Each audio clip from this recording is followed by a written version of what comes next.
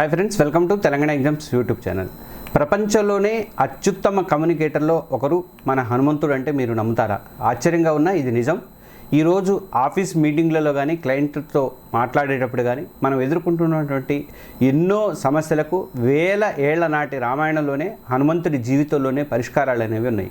మీ కెరీర్ని మరో మెట్టు ఎక్కించే ఆ 5 పవర్ఫుల్ లెసన్స్ తెలుసుకోవడానికి రెడీగా ఉండండి. ఇప్పటి కాంపిటీషన్ ప్రపంచంలో మనకి ఒక స్కిల్ ఎంత ముఖ్యమో దాన్ని ఎదుటి వాళ్ళకి క్లియర్గా ఎఫెక్టివ్గా చెప్పడం కూడా అంతే ముఖ్యం. అందుకే కదా పెద్ద పెద్ద కంపెనీలు ఏంటంటే సాఫ్ట్ స్కిల్స్ నేర్పించడానికి కూడా లక్షలు ఖర్చు పెడుతున్నాయి.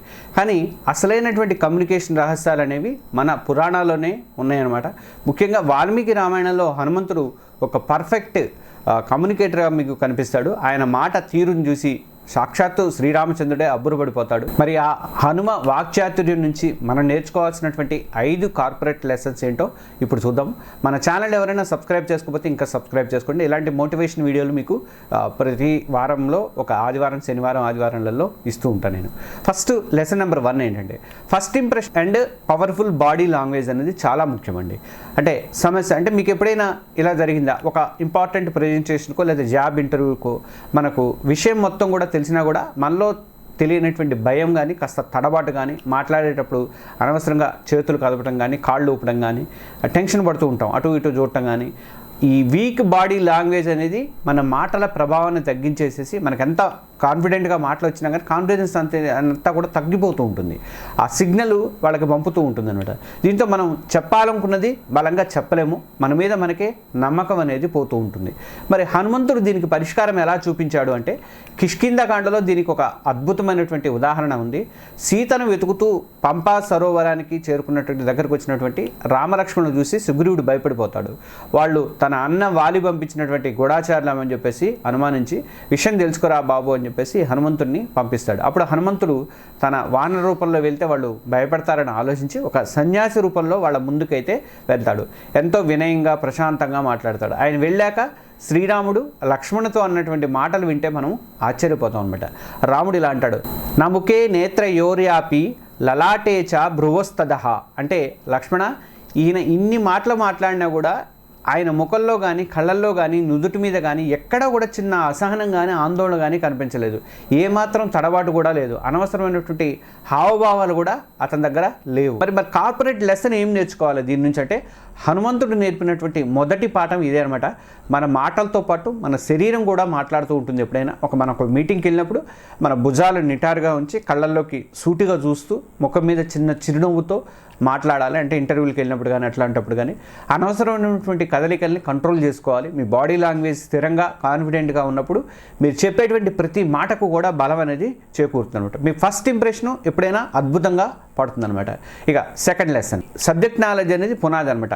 దీంతో మనం ఒక సమస్యగా చూస్తే కార్పొరేట్ ప్రపంచంలో మనం తరచుగా చూసేటువంటి మరో పెద్ద తప్పు ఏంటంటే సగం సగం తెలుసుకొని మాట్లాడటం. ఇది మనకి పూర్తిగా అవగాహన లేని విషయం మీద వాదించడం కానీ, లేదా డేటా లేకుండా మాట్లాడడం కానీ, మన అభిప్రాయాలని నిజాలుగా ప్రొజెక్ట్ చేయడం కానీ, ఇవన్నీ కూడా మన ప్రొఫెషనల్ ఇమేజ్ని దెబ్బతీస్తాయి అనమాట. ఒకసారి వీడికి ఏమీ తెలియదు కానీ మాట్లాడతాడు అని చెప్పేసి ముద్ర పడిందంటే దాన్ని చెరిపేసుకోవడం చాలా కష్టం అవుతుంది అనమాట. ఇక హనుమంతుడు దీనికి పరిష్కారం ఏమి చూపించాడంటే రాముడు కేవలం హనుమంతుడి బాడీ లాంగ్వేజ్నే కాదు, ఆయన మాటల్లో ఉన్నటువంటి డెప్త్ను కూడా మెచ్చుకున్నాడు అనమాట. అంటే లక్ష్మణుడితో ఇంకా ఇలా అంటాడు, నాన్ ఋగ్వేద వినీతస్య నా యజుర్వేద ధారిణ నా సామవేద విదుశక్యమేవం విభాషితం. అంటే లక్ష్మణ, ఋగ్వేదము, యజుర్వేదము, సామవేదంలో పాండిత్యం లేకుండా, సమస్త వ్యాకరణం తెలియకుండా, ఇంత స్పష్టంగా ఒక్క తప్పు కూడా లేకుండా ఎవ్వరూ మాట్లాడలేరు అని అంటాడు. అంటే హనుమంతుని మాటలు ఎంత క్లియర్గా గ్రామర్ తప్పులు లేకుండా ఉన్నాయో చూసి రాముడు ఆశ్చర్యపోతాడు అనమాట. ఇక్కడ మనం కార్పొరేట్ పాఠం ఏం నేర్చుకోవాలంటే ఇక్కడే హనుమంతుడు మనకు రెండో పవర్ఫుల్ లెసన్ అనేది నేర్పుతున్నాడు. మాట్లాడే ముందు తెలుసుకో, మీరు ఏ రంగంలో ఉన్నా మాట్లాడబోయే అంశం మీద పూర్తిగా గ్రిప్ తెచ్చుకోండి. మీ డొమైన్ నాలెడ్జ్ని పెంచుకుంటూనే ఉండండి. ఒక ప్రజెంటేషన్ ఇచ్చే ముందు డేటా అంతా కూడా మీ దగ్గర సిద్ధంగా పెట్టుకోండి, రెడీగా పెట్టుకోండి. మీటింగ్లో మాట్లాడే ముందు హోంవర్క్ చేయండి. మీ మాటల్లో విషయం కానీ, స్పష్టత కానీ ఉన్నప్పుడు ఏంటంటే మీ కొలీగ్స్ కానీ, మీ బాసులు కానీ మిమ్మల్ని గౌరవించడమే కాదు, మీ అభిప్రాయాలు కూడా వాళ్ళు విలువిస్తారన్నమాట. గుర్తుపెట్టుకోండి, ఆ నాలెడ్జే మీకు ఒక పెద్ద ఆయుధం అయితే అవుతుందన్నమాట.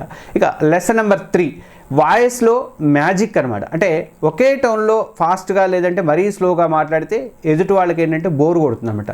కొంతమంది స్పీడ్గా మాట్లాడి ఏం చెప్పారో అర్థం కాకుండా చెప్పేస్తారు బట్టి పట్టినట్టుగా.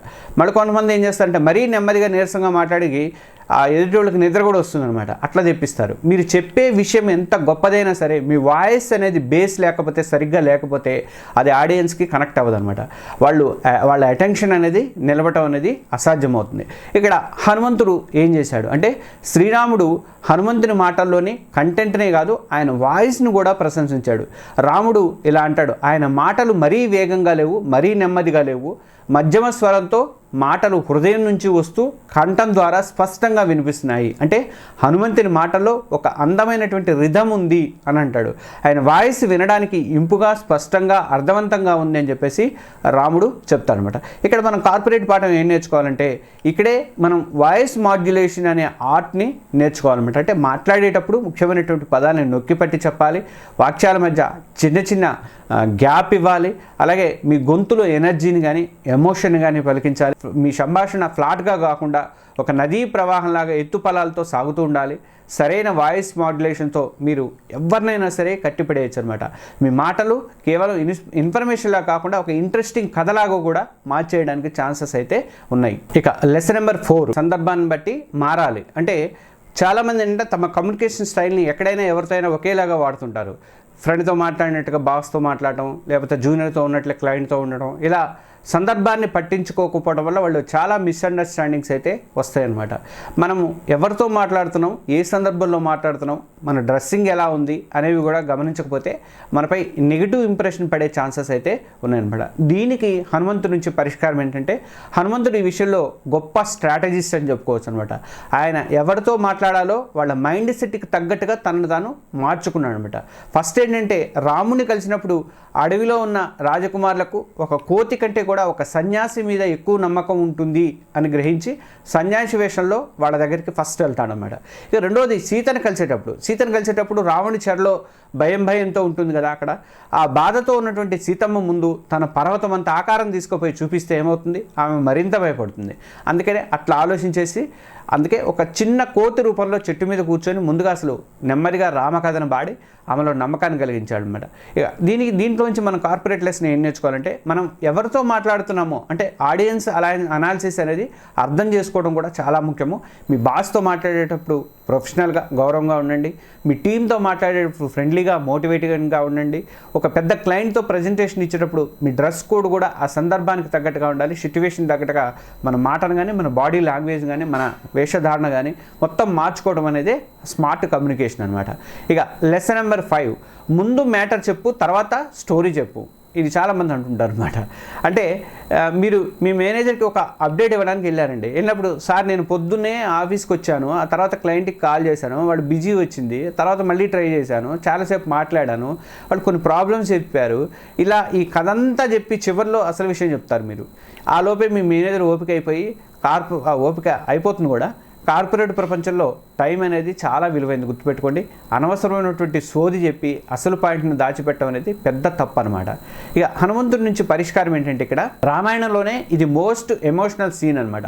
సముద్రాన్ని దాటి లంకని వెతికి సీతమ్మ జాడ తెలుసుకొని తిరిగి వచ్చినటువంటి హనుమంతుడు శ్రీరాముడు ముందు నిలబడ్డాడు. అప్పుడు రాముడు తన సీత ఏమైందో అనే విరహవేదంతో ఎదురు చూస్తున్నాడు. ఆ టైంలో హనుమంతుడు ప్రభు నేను సముద్రాన్ని దాటాను, రాక్షసులను చంపాను, లంకలోకి వెళ్ళాను అని తన హీరోయిజాన్ని అక్కడ చెప్పుకోలేదన్నమాట. ఆయన రాముడి కళ్ళల్లోకి చూసి చేతులు జోడించి ఒకే ఒక్క మాట అంటాడు, దృష్ట్యా సీత అంటాడు. అంటే సీతను చూశాను అని ఒక్క మాటతో రాముడి గుండెల్లో ఉన్నటువంటి అగ్నిని మొత్తాన్ని కూడా చల్లారుస్తాడు. ఆ గుడ్ న్యూస్ చెప్పిన తర్వాతే మిగిలిన డీటెయిల్స్ అన్నీ నెమ్మదిగా హనుమంతుడు చెప్తాడనమాట. ఇక్కడ మనం కార్పొరేట్ పాఠం ఏం నేర్చుకోవాలంటే ఇది ఇప్పటి కార్పొరేట్ ప్రపంచంలో బ్లఫ్ అంటారు. అంటే బాటమ్ లైన్ అప్ ఫ్రంట్ అనమాట అనే పవర్ఫుల్ టెక్నిక్ ఇది. మీ మేనేజరు లేదా క్లయింట్కి కానీ మీరు రిపోర్ట్ చేసేటప్పుడు ముందు రిజల్ట్ చెప్పండి, ప్రాజెక్ట్ అయిపోయిందని చెప్పండి, తర్వాత క్లయింట్ అగ్రిమెంట్ మీద సైన్ చేశారని చెప్పండి, లేదా సేల్స్ 20% పెరిగినాయి అని చెప్పండి. ఇట్లాంటి ఫస్ట్ కీలకమైన విషయం మొదట చెప్తే ఏమవుతుందంటే ఆ తర్వాత దాని గురించి వివరాలు చెప్తే అప్పుడు ముందు వాళ్ళు హ్యాపీ మూడ్లో ఉంటారు కాబట్టి ఆ తర్వాత మీరు దానికి సంబంధించిన వివరాలన్నీ తీరిగ్గా చెప్పుకోవచ్చు అనమాట. ఇది వాళ్ళ టైంని ఎదుటి వాళ్ళ టైంని ఆదా చేయటమే కాదు, మిమ్మల్ని ఒక ప్రొఫెషనల్గా ఒక రిజల్ట్ ఓరియంటెడ్ వ్యక్తిగా మిమ్మల్ని అయితే నిలబెడుతుంది అనమాట. చూసారుగా ఫ్రెండ్స్, హనుమంతుడి నుంచి మనం ఎన్ని అద్భుతమైనటువంటి పాఠాలు నేర్చుకోవచ్చో. ప్రశాంతమైనటువంటి బాడీ లాంగ్వేజ్ కానీ, పూర్తి సబ్జెక్ట్ నాలెడ్జ్ కానీ, ఆకట్టుకునేటువంటి వాయిస్ కానీ, సందర్భాన్ని తగ్గట్టుటువంటి ప్రవర్తన కానీ, ఇంకా రిజల్ట్ చెప్పే ముందు తెలివితేటలు చూపించడం కానీ, ఈ 5 సూత్రాలు అనేవి కేవలం పురాణాల్లోని కథలు కాదు, నేటి కార్పొరేట్ యుద్ధంలో మనల్ని గెలిపించేటువంటి శక్తివంతమైనటువంటి ఆయుధాలు అన్నమాట.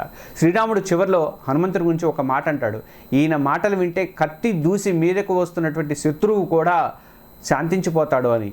ఆ మాటలకు అంత పవర్ అనేది ఉందన్నమాట. ఈ లెసన్స్ని మీ ప్రొఫెషనల్ లైఫ్లో మీ రోజువారీ సంభాషణలో కానీ అప్లై చేసి చూడండి. మీ కమ్యూనికేషన్ అనేది చాలా ఇంప్రూవ్ అవుతుంది, మీ కాన్ఫిడెన్స్ కూడా పెరుగుతుంది. మీరు కూడా ఒక ఫీల్డ్లో ఒక సక్సెస్ఫుల్గా కమ్యూనికేటర్గా ఎదుగుతారు.